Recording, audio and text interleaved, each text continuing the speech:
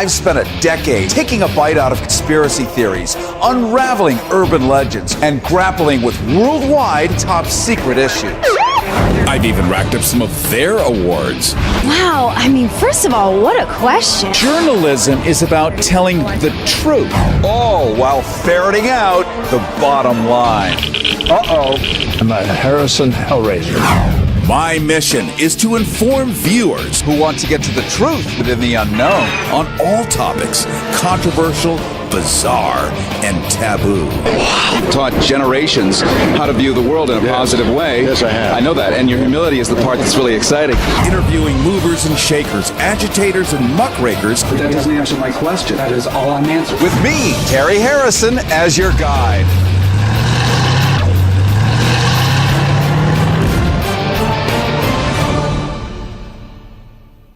Harrison with you, asking you the following question. The new definition of conundrum. You have two candidates, but both are somewhat undelicious. But you have to pick one. Which one are you going to pick, and why? Straight ahead.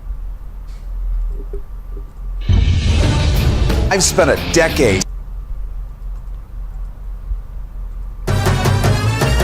I want to invite you on a one-time only special trip to be one of the first people to sail to Cuba in 50 years. With interior cabins for a week-long, 5-star luxury cruise ship voyage around the entire island of Cuba with multiple port calls starting at only $16.98. Be among the first in 50 years to see Cuba while it's still the Cuba that people talk about.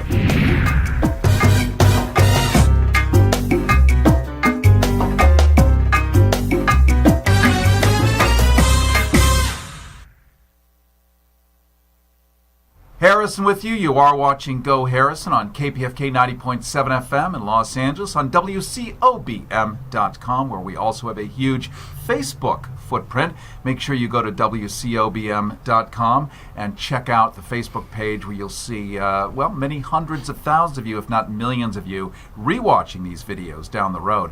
I want to introduce to you a couple of new friends of mine, and the reason I brought them on is that they're patriots, they're political activists, but we never get to hear from people who are younger.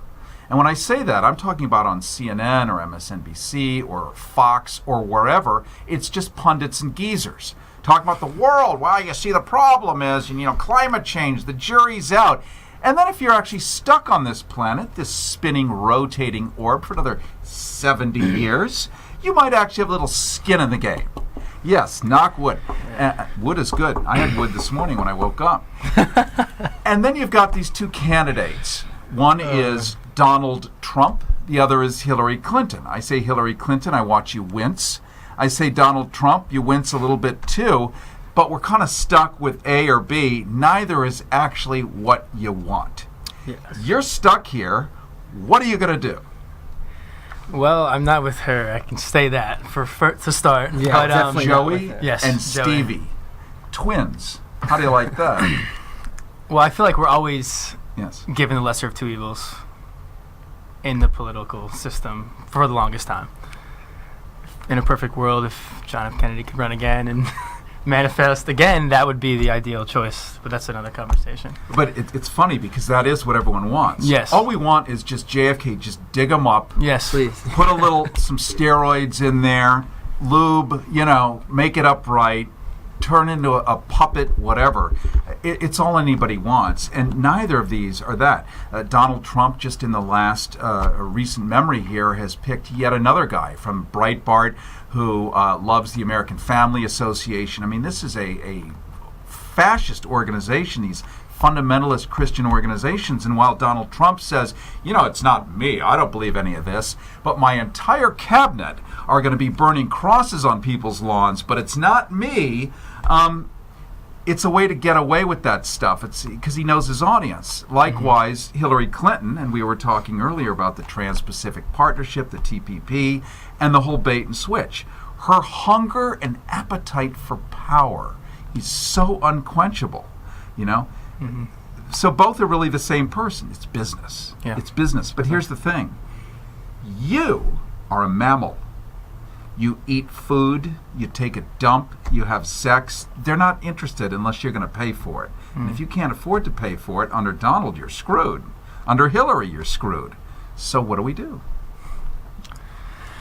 Well, what do we? That's the problem. That's why we're sitting here. But I think the way to solve most of the problems is educating yourself. For the first part, many people don't read. We just watch the mainstream media.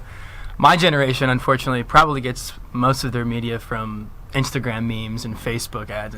I mean, we're complete mammals of regurgitation of just quick little snidbits, and nobody's really formulating opinions for themselves. So I think the first step to revolution in any sense, consciously, is education and informing yourself.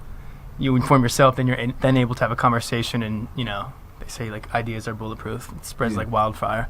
So education's key, but we're at a crunch time in this country because we are at a political crossroads where I believe this country is heading in a drastic direction almost any way you cut the pie. And it's tough because you want to vote. I want to exercise my right to vote, even though I'm not registered at the moment. But at the same time, it's like, where do you go? We're talking to two twins here, Joey and Stevey Bliven, and they are like normal people. They're 28 years old. They're stuck on this planet. We almost never get to hear their voices, where they stand, and why they're looking at the world the way they look. And we're going to talk to your twin now and say, yes, JFK is a great template. And you weren't alive when he was alive. In fact, we're talking black and white film. So this is a long time ago. He's a historical artifact for you. Yet, you know all about him.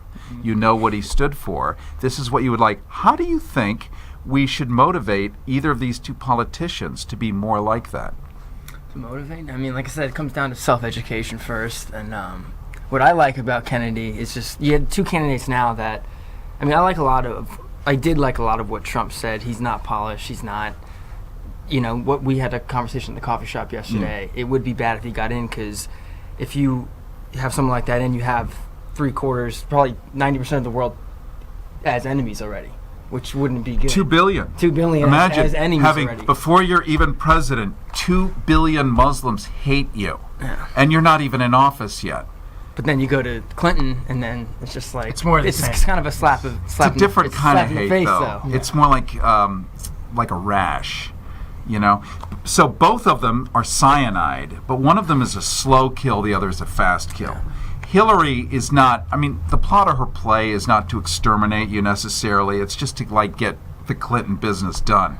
With him, imagine he goes to Congress and he goes, you know what, tomorrow we're going to fucking, and they're like, well, we're going to vote and we're going to filibuster you. And then he does what Hitler did with the Enabling Act, and we just disarm this idea of democracy and all these goober smoochers who are going to stand up and say bullshit to Trump, and that's the end of that, and we have a full-on dictator.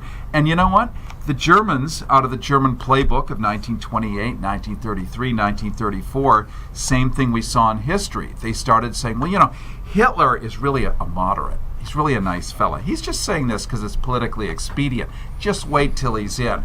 Then you're going to see a great guy. And now we're at that place with Trump. He's only kidding. But it's what you say. It's like you make a law. I was just kidding, but it's the law. It still becomes real for people. I'm honestly more worried about Pence than I am Trump. Right? Because right. it's an establishment strategic move. Just look at Lyndon Baines Johnson with John F. Kennedy. We all know what happened there.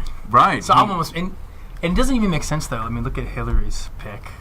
I'm scratching my head. It's like there's strategy going on. Nothing's making sense. But I'm just let the games begin. It's entertaining to me more than anything else. I just want to watch the debates because it's going to be like a Rock'em Sock'em Robots. It's entertainment. The American political system's entertainment for me at this point in my life. So, any solution? We have these two. Well, we need to stop arguing. We need to. I think the left and the right. I think there's a big misconception.